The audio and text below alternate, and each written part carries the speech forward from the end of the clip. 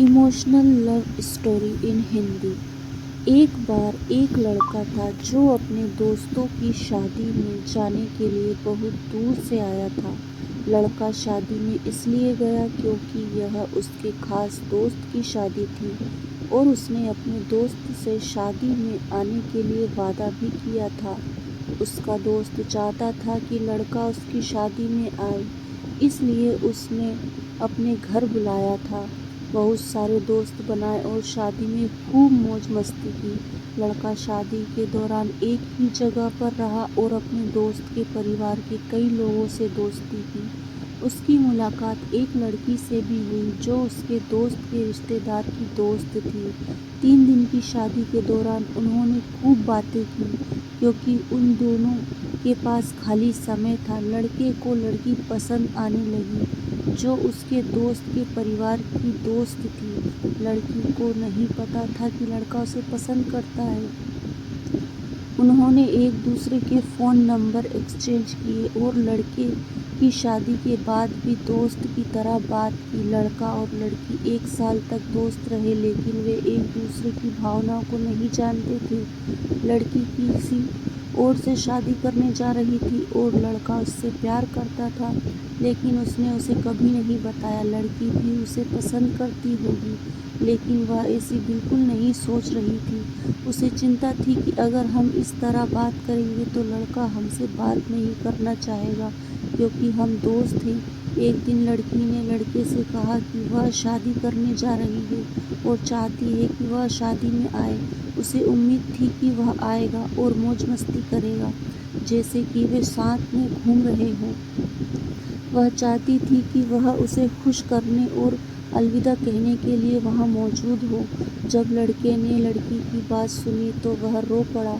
उसने उससे कहा कि वह उसकी शादी में आने की कोशिश करेगा लेकिन उसे पहले कुछ करना है।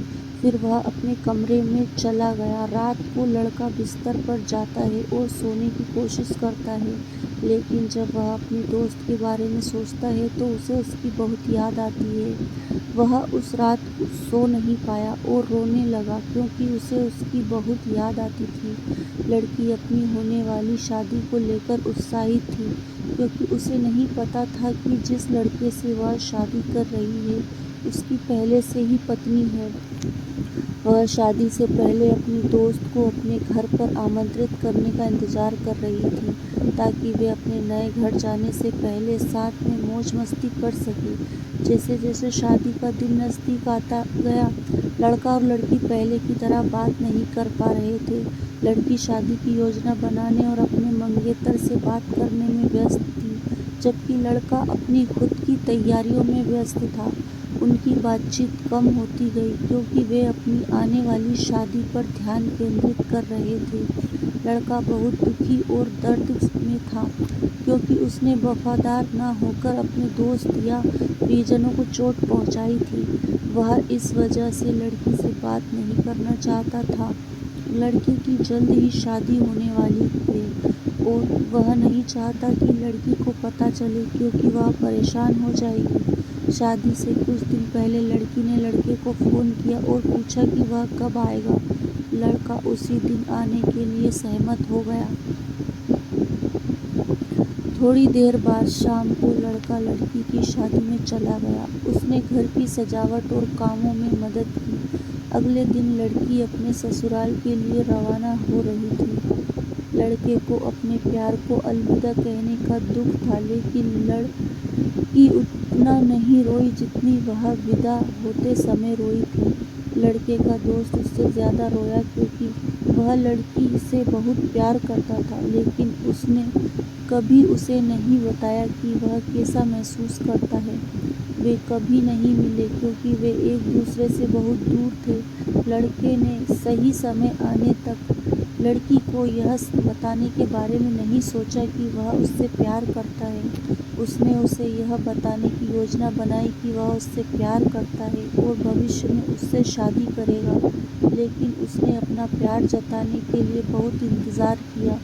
जब तक लड़की बड़ी हुई उसके माता पिता उनके रिश्ते के बारे में सोच रहे थे। इस वजह से लड़की और लड़का एक साथ नहीं रह पाए। यह इमोशनल लव स्टोरी हिंदी उन लोगों के बारे में है जो सीखते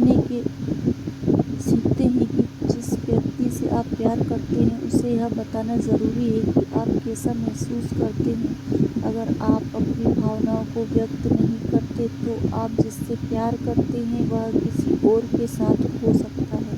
अपनी भावनाओं को अपने अंदर रखने की बजाय यह बताना बेहतर है कि आप कैसा महसूस करते हैं। कहानी अच्छी लगे तो लाइक शेयर सब्सक्राइब ज़रूर करें। Thanks for watching.